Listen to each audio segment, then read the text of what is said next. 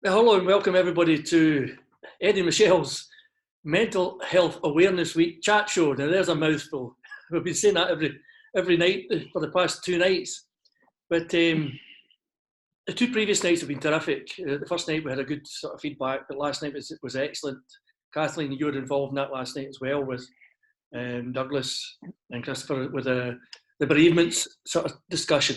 Tonight I know we're looking at groups and how the groups work, and obviously we've got the male group coming along with Chris, and we've got the other ladies there who's involved in Millport, which is really interesting because I don't know a great deal about Millport, so obviously whatever information I can pick up from yourself, we can transfer to whoever that I'm working with. So I'm going to pass you over to Michelle to start the introductions. Okay, Michelle, before you... I was pulling my telly, before you throw that at John. I know. So hi everybody and thanks. This is us in night 3.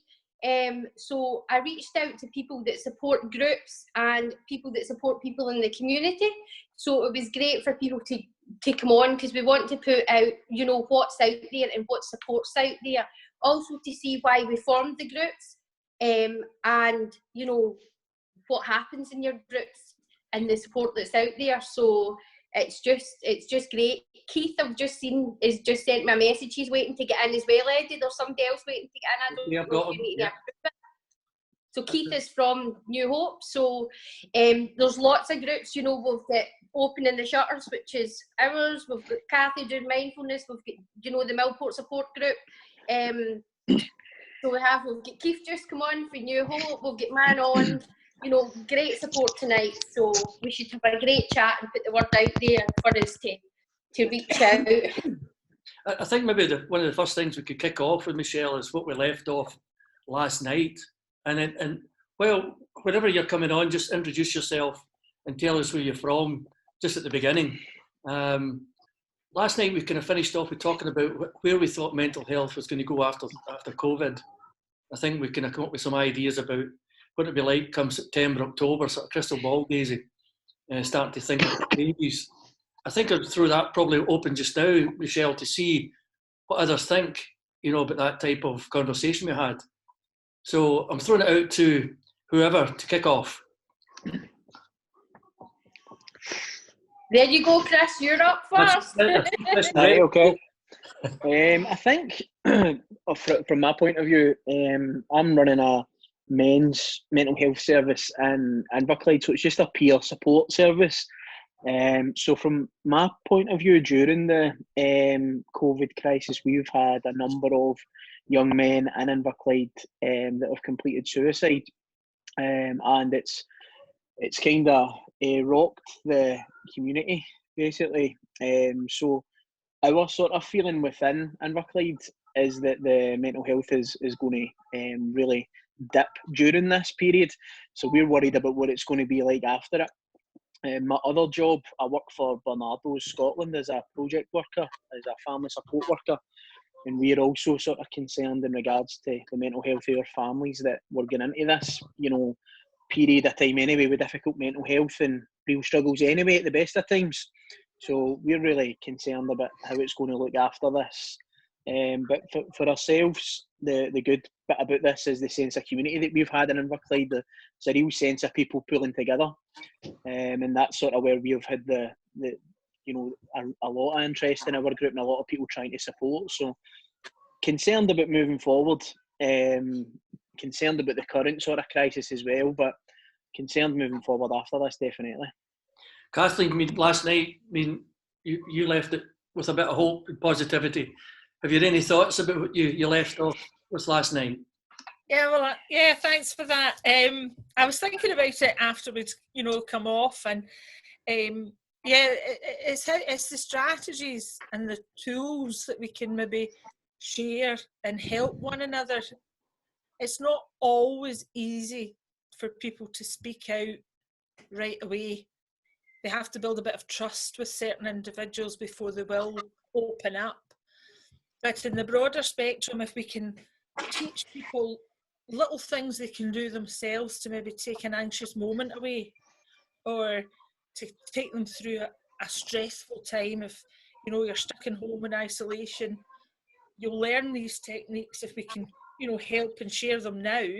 When we come out, we may already have learned a plan ourselves to be able to do these, along with joining in with the other groups once you get the confidence to put that across. So yeah, I think we should be looking at what kind of tools can we share.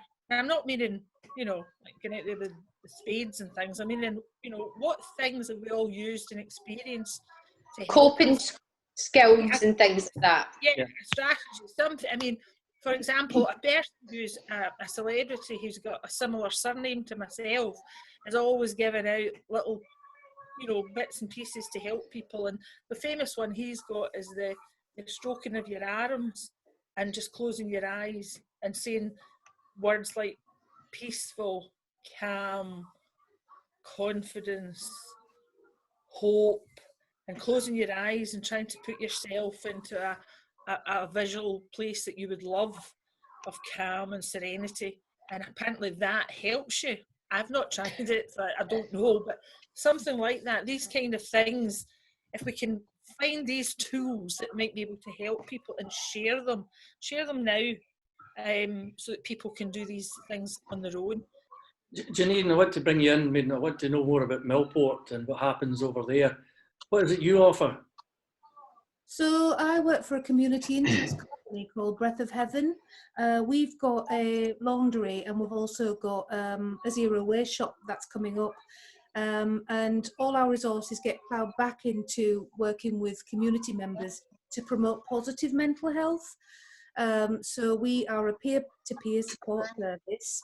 We've got a current mental health group which we run on Zoom, and we also do a mindfulness on a Saturday, just a 10-minute mindfulness session, and we get people consistently come in just to check in, have that 10-minute session. We use positive psychology framework. We use some concept cards. Can you guys hear me okay? Yeah, you're fine. Yeah, yeah. That's good, yeah. So we use some cards based on positive psychology. So what we're trying to do is encourage people to use the cards. So it's a conversation breaker, because I think Kathy mentioned that it can be difficult for people to share immediately. So we find that quite useful. People bring their own experiences. We encourage them to share if they want to share, but if they don't want to, then that's absolutely fine. We do enforce confidentiality, and we can signpost, that kind of thing. Do you, on that very question I was asking earlier there, where do you anticipate everything changing come, say, September or October? Yeah, how I see things changing is actually people who are using our service. It tends to be people checking in at the moment are carers who are experiencing real stress and anxiety, and also a deep level of fear and sadness. So they seem to be asking for almost a hub to check in and sit down, have 5 minutes, almost like a transition from client to client. So they're looking for that kind of facility, which will be separate, because I really don't know how the landscape's going to lie after COVID and everything else, and what the funding's going to be like. But people seem to still want that face-to-face, peer-to-peer support. Yeah, almost a drop-in as well. Yeah. One of the things we did touch on last night, Michelle, as you remember, and Kathleen, was the situation about the volunteers. We've had thousands of volunteers from all over the country involved and giving up their time, for supporting the communities. And it was one of these sort of things that we mentioned, that can we tap into that resource? Come, say, the end of COVID, will that resource still be there? I mean, Keith, you've joined us. What do you think? That is a tough question, to be fair. I mean, if you look at it like a national resource, that's obviously we can't really comment on that, but I highly doubt there will be as much, or it'll be phased out very slowly, at least, because obviously now once the pandemic's over, there's no need to be filing the money into that sort of thing. but it will still leave, I think, a lot of people still vulnerable to having mood changes or what they're saying, how they've been stressed, treated and whatnot throughout this whole situation. So I think that's where groups like myself, like Michelle's and Kathleen, I think it was, I'm really bad with names, I do apologise, Janine, that's where we're going to have to probably step up and actually get ourselves out there and say, look, we're here. Yes, you can't get support from the NHS, which in truthful, most people won't need anyway. But you've got groups like ours which are there for peer support. So come along, have a sit down, cup of tea, just chat. You just get it out. We don't even need to reply. You don't, as Jean said, we don't need to talk. You can just sit there and listen. Somehow we felt that there should be some sort of plan set into strategy now before that moment comes. Do you agree? I mean, I've not introduced yes. What do you think, Cass? I mean, bring you into the conversation. So I'm Catherine from the company Yes, which stands for Your Entire Self. And the idea behind Your Entire Self is that we are made up of mind, body and spirit. So, you know, we can't just take the physical aspect of the body and we can't just take the mental, which is we come as an actual being. So I think I would like to think that through this COVID-19, people have realised that they've got a lot more resilience than what they expected. I would like to see that there's a lot of people where they may be on the border of maybe thinking that there were certain things that they couldn't achieve, that this might actually just push them through a wee bit to actually say, oh, actually I have survived this and I can achieve so much more. And we can see that with the number of volunteers. You know, the number of volunteers has just gone through the roof. So hopefully from the goodness that they've actually given out, and they'll be able to get some of the goodness back within their own self-esteem, their own self-worth, and actually just show that wee seed has been planted that hopefully after the COVID-19 that can start to grow. I mean, stigma is a massive thing for mental health. I mean, it's one of these things we're trying hard to be rid of. I mean, I'm going to speak as a male, and I'm going to ask Chris what his opinion. Obviously about, you know, walking through that door, making that first initial step is not easy. And Michelle and I talked about the West of Scotland man, or the male West of Scotland. I mean, I've not been sexist saying this. There is a psyche there of some sort that it's very difficult to make that move. Are you finding that, Chris? Definitely. I think for ourselves, we are speaking to a lot of guys who are very anxious about reaching out for support. Our Zoom call, I'm just getting into a Zoom call at 7 o'clock tonight, and we're talking about stigma. That's going to be our thing, and barriers basically for accessing services and reaching out for support. I think, you know, in our area, there's a lot of sort of talk about, you know, you need to man up and you need to, you know, just get on with it. And I think a lot of that kind of is contributing to some of the negative mental health that we're seeing just now. And I think a lot of guys, we've got a WhatsApp group on the go at the minute, and a lot of guys are sending some of their stuff into that, some of their feelings. And I think for them, it's a wee bit easier than, as you say, that walking through a door and having face-to-face stuff. So you're able to just send a wee message in and get a wee message back or an emoji back or whatever. So that's, for us, breaking down an initial barrier. But there's still guys that are terrified to come on the Zoom call.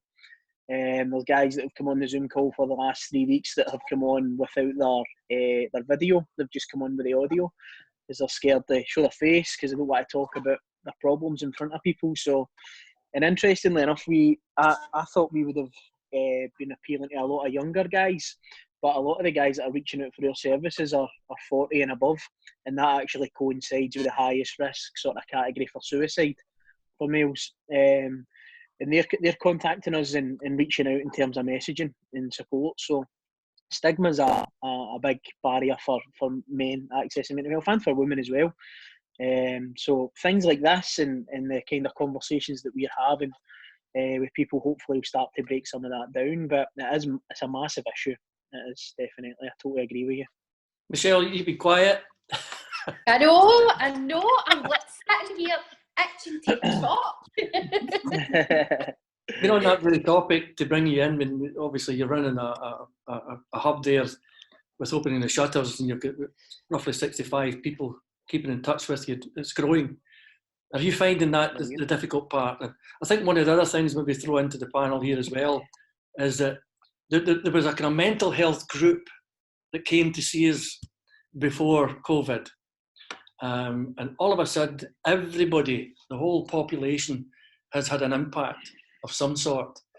And at the end of COVID, we're going to be hopefully, not saying hopefully deal with a new batch of people coming through who probably would never have dreamt of using mental health, who probably had comfortable lifestyles, and their lifestyles have now been disrupted. Yeah. And they're going to have to come to people like us. Really good point, actually. Yeah. You could throw that out. I mean, Michelle, quickly, what do you think about that point? I think that's going to be so true because, as I say, the finance side of it has just went out the window. You've got people in the biggest jobs at the moment, you know, that are furloughed, but are they going to have jobs at the end of it? Do you know what I'm saying? There's so much uncertainty at the moment, and people have never in their lives been in this position. Through my job that I do during the day as the community link worker, you know, you speak to people of various ages and things like that. But it seems to be that, you know, that as you say, it's the kind of people like 40 and above is my main worry. The younger ones are dealing with it in a different way. They're missing their friends, you know, they're missing going out and whatever. But 90% of them are, you know, they're in party apps, they're in, you know, they can use social media. But it's the ones in the middle that are kind of concerning me, and especially when we come out. But it's just to say, you know, don't be afraid to reach out, you know, and don't be ashamed. And everyone in their life, you know, has that time when you just need a wee bit of help. I mean, Janine, what do you think about the kind of change of probably the demographic type change? In a sense, the jobs that we kind of deal with people who come from, I've noticed anyway, and I'm noticing more now, that people came from a certain level, potentially. Now where everybody's been hit, this new group of people will probably be crying out, but how do they come to us? How can we make them come to us, you know, if they feel they need help? Yeah, it's a really good question. And basically on Millport, it's quite it's a tiny community, but it really is quite diverse. And there is some quite probably very vulnerable people within this community. And many have got complex needs. So I do anticipate people needing a service and not necessarily knowing how to reach out.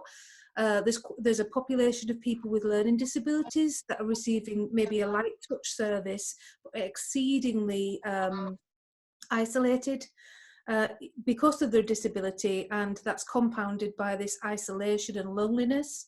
So they will most certainly need a service, and we intend to reach out to them. So I think for me, the biggest thing is going to be collaboration. I intend to collaborate with other agencies that can assist us with those specific skills.